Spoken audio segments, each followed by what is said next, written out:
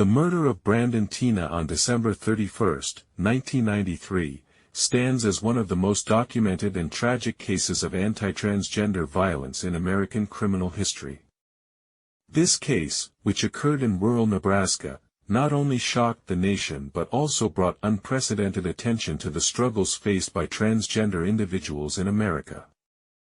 The brutal killing of the 21-year-old trans man, along with two other victims, exposed deep-seated prejudices and the deadly consequences of transphobia in small-town America. Brandon's story is more than just a criminal case, it's a window into the complex intersection of gender identity, rural American culture, and violent crime. The events leading up to his death reveal a pattern of harassment, assault, and ultimately murder that would later inspire documentaries, films, and ongoing discussions about transgender rights and hate crimes. Brandon Teena was born Teena Renee Brandon on December 12, 1972, in Lincoln, Nebraska, to Joanne Brandon, who was just 17 years old at the time. From an early age, Teena exhibited behaviors and preferences that didn't conform to traditional female gender roles. Growing up in a working-class family, Teena was raised primarily by her mother and grandmother after her father left when she was very young. During childhood and adolescence, Teena consistently expressed discomfort with her assigned female identity. She preferred masculine clothing, short haircuts, and activities traditionally associated with boys. In school, Teena often got into trouble for her appearance and behavior, which teachers and administrators viewed as inappropriate for a girl. This early resistance to gender norms would become a defining characteristic of her life. As Teena entered her teenage years, her struggle with gender identity intensified. She began experimenting with presenting as male, first occasionally, then more frequently. By her late teens, she had begun living primarily as Brandon, adopting male clothing, mannerisms, and social roles.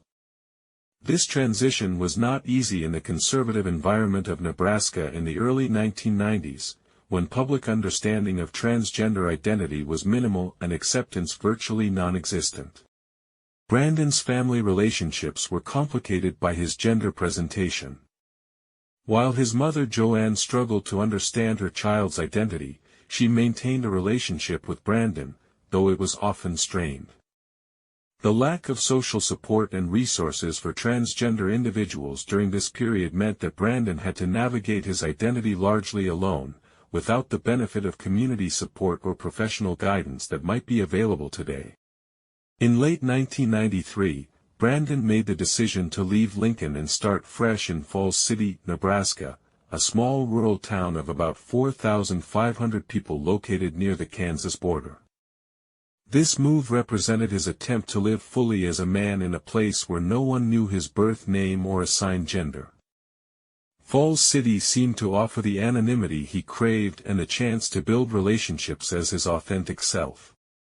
Falls City in 1993 was a typical small Midwestern town, with strong conservative values and traditional gender roles deeply embedded in its culture. The community was tight-knit, where everyone knew everyone else's business, and outsiders were often viewed with suspicion. For Brandon, this environment was both an opportunity and a potential danger. While he could present as male without the baggage of his past, any discovery of his transgender status would likely be met with hostility in such a conservative environment.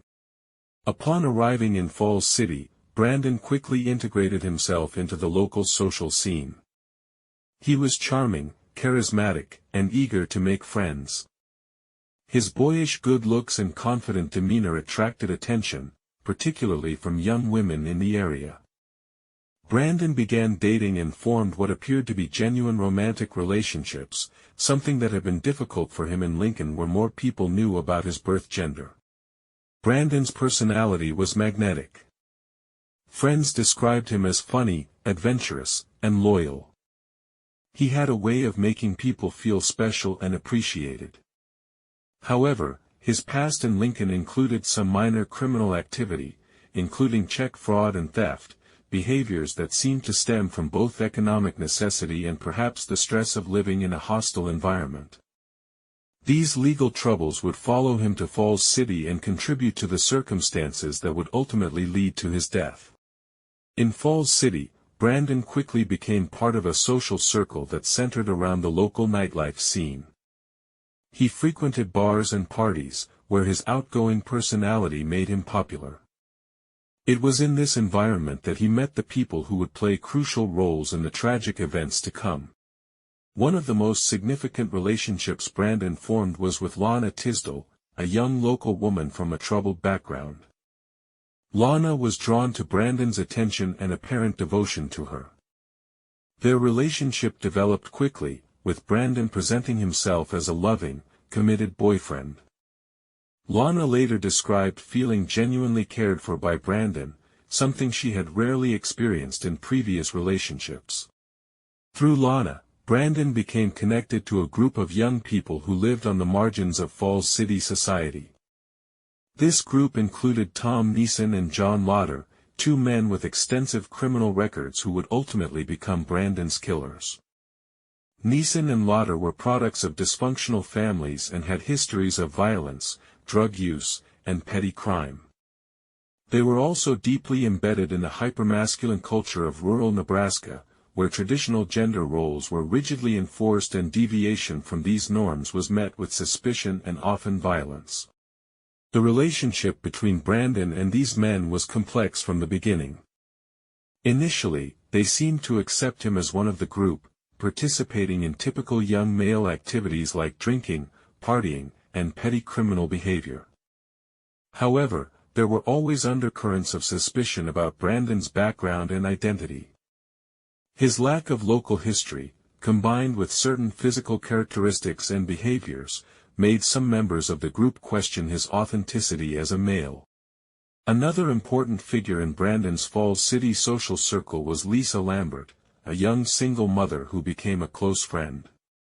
Lisa's farmhouse outside of town became a frequent gathering place for the group, and she provided a more stable, maternal presence in their chaotic lives. Lisa's acceptance of Brandon was important to him, as she treated him simply as a friend without the romantic complications that characterized his other relationships. The fragile world that Brandon had constructed in Falls City began to unravel in December 1993. His past legal troubles caught up with him when he was arrested on check fraud charges. This arrest was particularly devastating because it threatened to expose his birth gender, as legal documents and booking procedures would reveal his assigned female identity. When Brandon was processed at the Richardson County Jail, he was placed in the women's section, effectively outing him to the local community. In a small town like Falls City, news of such an unusual situation spread quickly through gossip networks. The revelation that the popular young man who had been dating local women was actually born female sent shockwaves through Brandon's social circle and the broader community. The reaction from Brandon's friends was mixed. Some, like Lisa Lambert, continued to accept him regardless of his birth gender. However, others, particularly Tom Neeson and John Lauder, felt deceived and betrayed. Their reaction was colored by their own insecurities about masculinity and their homophobic and transphobic attitudes. The idea that they had been friends with someone they now perceived as a woman masquerading as a man was deeply threatening to their sense of identity and social standing. The situation escalated rapidly on Christmas Eve, 1993. Neeson and Lauder confronted Brandon about his gender identity, demanding proof of his male anatomy. When Brandon could not provide such proof, their suspicions were confirmed. What followed was a night of horrific violence that would serve as a prelude to Brandon's murder. On the night of December 24, 1993, Neeson and Lauder kidnapped Brandon and drove him to a remote area outside Falls City. There, they brutally sexually assaulted and raped him, actions motivated by a toxic combination of transphobia, homophobia, and violent masculinity. The assault was not just a crime of sexual violence but also a hate crime designed to punish Brandon for what they perceived as deception and gender transgression. After the assault, Neeson and Lauder threatened Brandon's life if he reported the crime to police. They made it clear that they considered him to be a freak and an abomination who deserved punishment for daring to live as a man. The psychological trauma of this assault was devastating for Brandon, who had already endured years of discrimination and rejection because of his gender identity. Despite the threats against his life, Brandon made the courageous decision to report the sexual assault to the Richardson County Sheriff's Department. This decision would prove to be another traumatic experience that highlighted the systemic failures in how law enforcement handled crimes against LGBTQ+ individuals in the 1990s. When Brandon reported the rape on December 25, 1993, he was met with skepticism, hostility, and inappropriate questioning by Sheriff Charles Laux. Rather than treating Brandon as a victim of a serious violent crime, Sheriff Laux seemed more interested in Brandon's gender identity and sexual practices than in investigating the assault. The interrogation was humiliating and invasive, with Laux asking inappropriate questions about Brandon's anatomy and sexual relationships. The sheriff's response reflected broader societal attitudes toward transgender individuals at the time. Law enforcement officials, like much of the general public, had little understanding of gender identity issues and often viewed transgender people with suspicion and disgust. This lack of understanding, combined with personal prejudices, led to inadequate protection for victims and poor investigation of crimes against LGBTQ+ individuals. Sheriff Laux's handling of Brandon's case was particularly egregious. He failed to immediately arrest Neeson and Lauder despite Brandon's identification of them as his attackers. Instead, he questioned Brandon's credibility and seemed to suggest that Brandon had somehow brought the assault upon himself through his gender presentation. This victim-blaming approach was not only morally reprehensible but also created a dangerous situation by leaving the perpetrators free to escalate their violence. The delay in arresting Neeson and Lauder had deadly consequences. Rather than being held accountable for their crimes, they were allowed to remain free in the community, where they continued to threaten Brandon and plan further violence. This law enforcement failure represents one of the most tragic aspects of the Brandon-Teena case and highlights how systemic discrimination can contribute to violence against marginalized communities. In the days following his report to police, Brandon lived in fear. He knew that Neeson and Lauder were still free and had threatened to kill him if he went to authorities. The lack of protection from law enforcement meant that Brandon was essentially defenseless against further attacks from his assailants. Despite the danger, Brandon tried to maintain some semblance of normalcy. He stayed with friends, including Lisa Lambert, and attempted to continue his relationships within the community. However, the stress and trauma of the recent events were clearly taking their toll. Friends noted that Brandon seemed anxious and frightened, constantly looking over his shoulder and expressing fear about what Neeson and Lauder might do. The situation was complicated by the mixed reactions from Brandon's social circle. While some friends remained supportive, others distanced themselves, either because they felt deceived about his gender identity or because they feared being associated with someone who was now the target of violent criminals. This social isolation increased Brandon's vulnerability and limited his options for finding safety. Lana Tisdale's reaction was particularly complex and painful for Brandon. While she claimed to still care about him, her response to learning about his transgender status was confused and ambivalent. She struggled with her own feelings about their relationship and what his identity meant for her own sexual orientation. This uncertainty in their relationship added to Brandon's emotional distress during an already traumatic period. As December 1993 drew to a close, Brandon's situation became increasingly precarious. He was essentially trapped in Falls City, with limited resources to leave and nowhere safe to go. The failure of the justice system to protect him meant that he remained vulnerable to further violence from Neeson and Lauder, who had made it clear that they intended to harm him. On New Year's Eve 1993, the simmering violence that had been building around Brandon Teena reached its horrific climax. Tom Neeson and John Lauder, who had been drinking and using drugs, decided to seek out Brandon and exact what they saw as ultimate revenge for his perceived deception and for reporting their earlier assault to police. The two men began the evening by searching for Brandon at various locations around Falls City. Their intent was clear: they planned to kill him. Armed with weapons and fueled by alcohol, drugs, and hatred, they eventually tracked Brandon to Lisa Lambert's farmhouse outside of town, where he had been staying in an attempt to find safety. At Lisa Lambert's farmhouse that night were several people, including Brandon, Lisa herself, and Philip Devine, a young African-American man who was visiting from Iowa. Devine was dating Lana Tisdale's sister and was simply in the wrong place at the wrong time. The presence of multiple potential witnesses at the location would prove tragically significant, as Neeson and Lauder decided to eliminate anyone who might identify them. When Neeson and Lauder arrived at the Lambert farmhouse in the early morning hours of December 31, 1993, they were prepared for violence. They forced their way into the house and quickly located Brandon. What followed was a brutal execution that shocked even experienced law enforcement officers with its cold-blooded nature. Brandon Teena was shot multiple times at close range, dying almost instantly.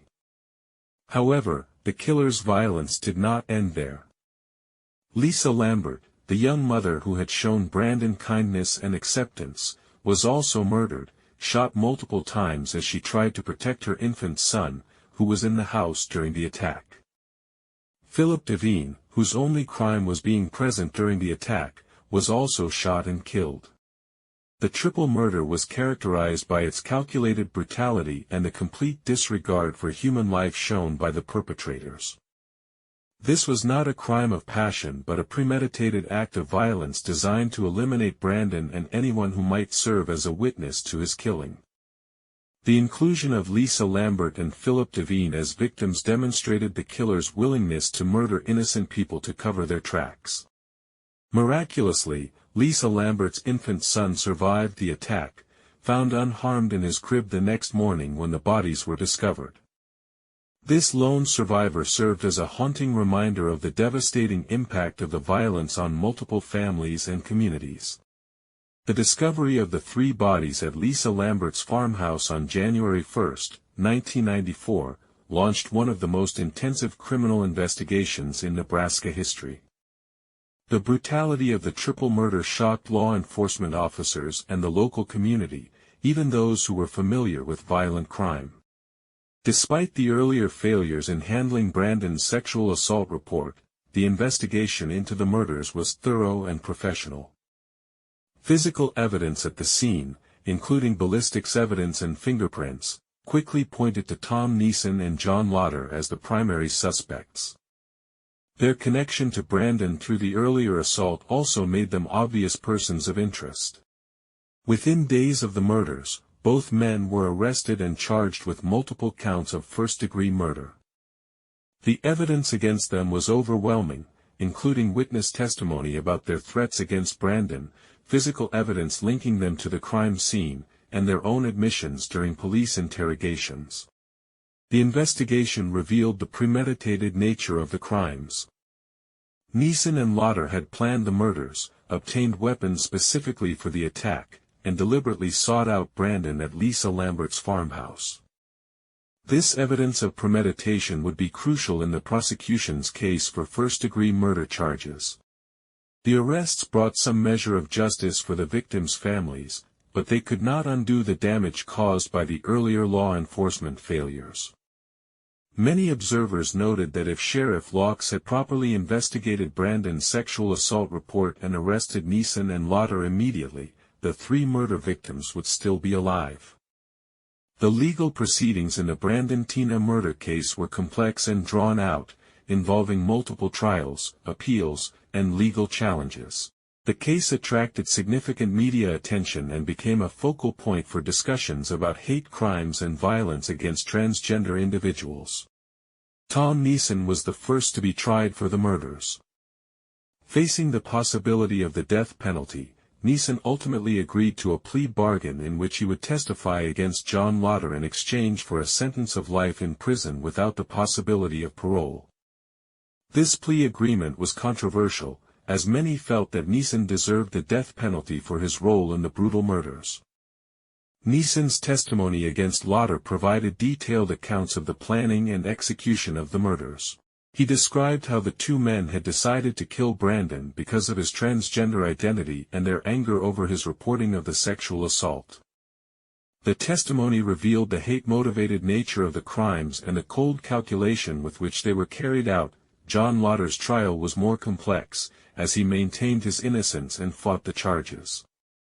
The prosecution presented overwhelming evidence of his guilt, including physical evidence, witness testimony, and Neeson's detailed account of Lauder's role in planning and carrying out the murders. The defense attempted to argue that Lauder was not present during the murders and that Neeson was lying to save himself. The trial also brought significant attention to the issue of hate crimes and violence against transgender individuals. Advocacy groups used the case to highlight the discrimination and violence faced by the LGBTQ+ community and to call for stronger hate crime legislation and better law enforcement training. After deliberation, the jury found John Lauder guilty on all counts of first-degree murder. During the penalty phase of the trial, the same jury voted to sentence him to death. This sentence reflected the jury's view of the particularly heinous nature of the crimes and Lauder's central role in planning and executing them. Following his conviction and death sentence, John Lauder pursued numerous appeals through both state and federal courts. These appeals challenged various aspects of his trial, including the effectiveness of his legal representation, the admissibility of certain evidence, and the constitutionality of Nebraska's death penalty procedures. The appeals process in death penalty cases is typically lengthy and complex, and Lauder's case was no exception. His attorneys raised multiple legal challenges that required careful review by appellate courts. While most of these appeals were ultimately unsuccessful, they delayed his execution for many years. One significant issue in the appeals was the question of whether the murders constituted hate crimes. While Nebraska did not have a comprehensive hate crime statute at the time of the murders, prosecutors argued that the crimes were motivated by bias against Brandon's transgender identity. This argument was important both for the legal proceedings and for the broader social understanding of the case. The lengthy appeals process was frustrating for the victims' families, who sought closure and justice for their loved ones. However, it also provided opportunities for continued public discussion about the issues raised by the case, including transgender rights, hate crimes, and the adequacy of legal protections for LGBTQ+ individuals. As of recent years, Lauder remains on death row in Nebraska, with his appeals continuing through the court system. The extended legal proceedings have kept the case in public attention and continue to raise important questions about justice for victims of hate crimes. In addition to the criminal proceedings against Neeson and Lauder, the Teena case also generated significant civil litigation. Brandon's mother, Joanne Brandon, filed wrongful death lawsuits against Richardson County and Sheriff Charles Laux, alleging that their failure to properly investigate Brandon's sexual assault report and protect him from further violence contributed to his death. The civil litigation focused attention on the systemic failures in law enforcement's handling of the case. Evidence presented in the civil proceedings highlighted Sheriff Laux's inappropriate and discriminatory treatment of Brandon when he reported the sexual assault, as well as the failure to arrest Neeson and Lauder in a timely manner. The lawsuit argued that if law enforcement had responded appropriately to Brandon's assault report, the 3 murder victims would still be alive. This argument was supported by the timeline of events, which showed that proper police action could have prevented the escalation from sexual assault to murder. The civil case ultimately resulted in settlements with Richardson County, though the amounts were not disclosed. More importantly, the litigation brought accountability for the law enforcement failures and highlighted the deadly consequences of discrimination and bias in police work. Sheriff Laux' handling of the case became a symbol of the broader problems in how law enforcement dealt with crimes against LGBTQ+ individuals. His inappropriate questioning of Brandon and failure to take the assault seriously reflected systemic biases that endangered vulnerable community members. The Brandon Teena murder case received extensive media coverage and cultural attention that extended far beyond the local Nebraska community where it occurred. The case became a symbol of anti-transgender violence and helped bring national attention to issues facing the LGBTQ+ community. The story of Brandon's life and death was documented in Kimberly Peirce's acclaimed 1999 film Boys Don't Cry, starring Hilary Swank in the role of Brandon. The film brought Brandon's story to mainstream audiences and won numerous awards, including an Academy Award for Swank's performance. While the film took some dramatic liberties with the actual events, it succeeded in humanizing Brandon and showing the devastating effects of prejudice and violence. The case was also the subject of numerous documentaries, books, and academic studies that examined various aspects of the story. These works explored themes including gender identity, rural American culture, hate crimes, and law enforcement failures. The extensive documentation of the case has made it one of the most thoroughly examined hate crimes in American history.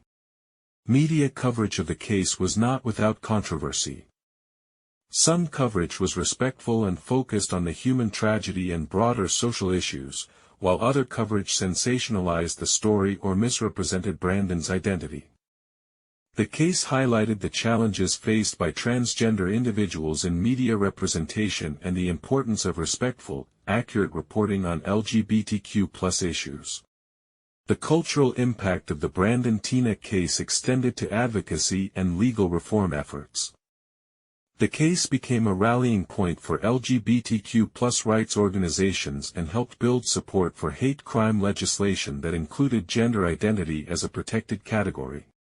The Brandon Teena murder case played a significant role in driving legislative and social changes related to hate crimes and transgender rights.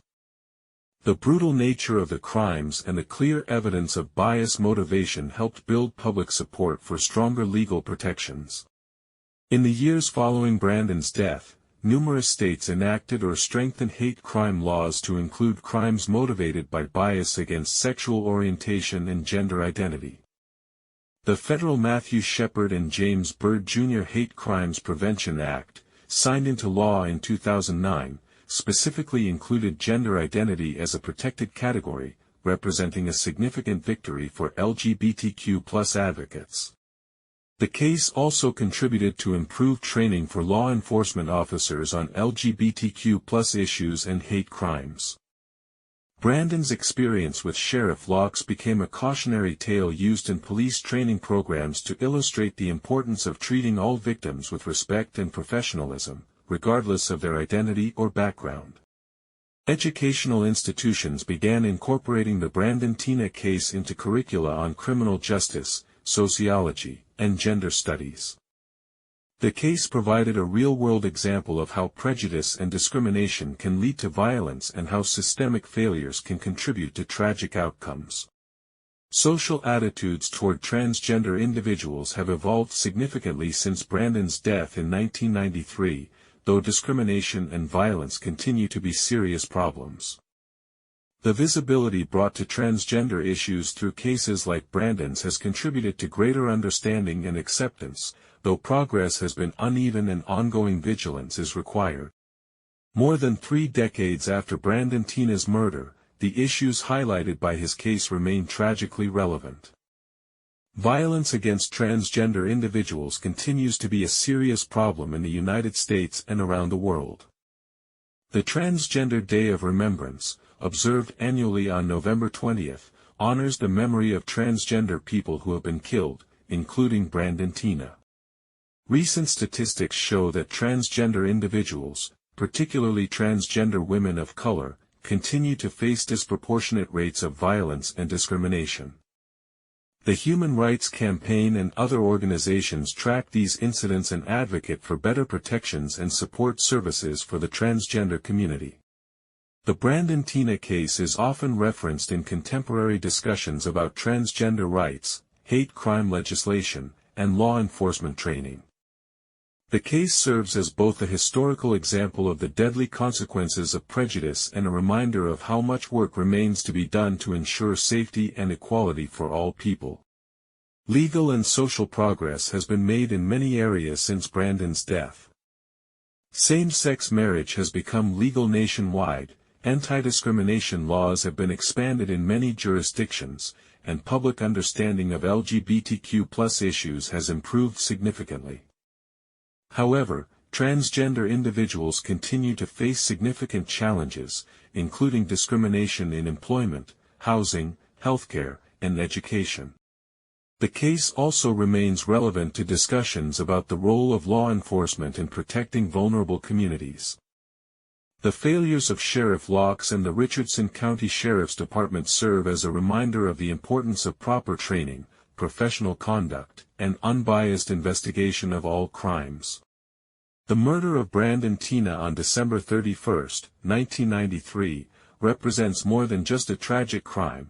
It stands as a watershed moment in American awareness of anti-transgender violence and the struggles faced by LGBTQ+ individuals. The case exposed the deadly intersection of prejudice, masculinity, and violence in rural America while highlighting systemic failures in law enforcement and social support systems. Brandon's story is ultimately one of a young person trying to live authentically in a hostile environment. His courage in reporting the sexual assault, despite the threats against his life and the humiliating treatment he received from law enforcement, demonstrated a commitment to justice that cost him his life. The brutal murders of Brandon, Lisa Lambert, and Philip Devine shocked the nation and forced many Americans to confront the reality of hate-motivated violence. The legacy of the Brandon Teena case extends far beyond the criminal convictions of his killers. The case catalyzed important conversations about gender identity, hate crimes, and the need for better protections for vulnerable communities. It contributed to legislative changes, improved law enforcement training, and increased public awareness of transgender issues. However, the case also serves as a sobering reminder that progress is incomplete and ongoing vigilance is necessary. Violence against transgender individuals continues to be a serious problem, and many of the underlying attitudes and systems that contributed to Brandon's death persist in various forms today. The story of Brandon Teena challenges us to examine our own biases and to work toward creating a society where all people can live safely and authentically, regardless of their gender identity or other characteristics. It reminds us that behind every hate crime statistic is a human being with dreams, relationships, and the fundamental right to exist without fear of violence. As we remember Brandon Teena and the other victims of the December 31, 1993, murders, we must commit ourselves to continuing the work of building a more just and inclusive society. Only through sustained effort to combat prejudice, improve our institutions, and support vulnerable communities can we hope to prevent future tragedies and honor the memory of those we have lost to hatred and violence. The Brandon Teena case will likely continue to be studied and remembered for generations to come, not just as a criminal case but as a pivotal moment in the ongoing struggle for LGBTQ+ rights and human dignity. It stands as both a tragedy to be mourned and a call to action for justice and equality that remains as urgent today as it was 30 years ago.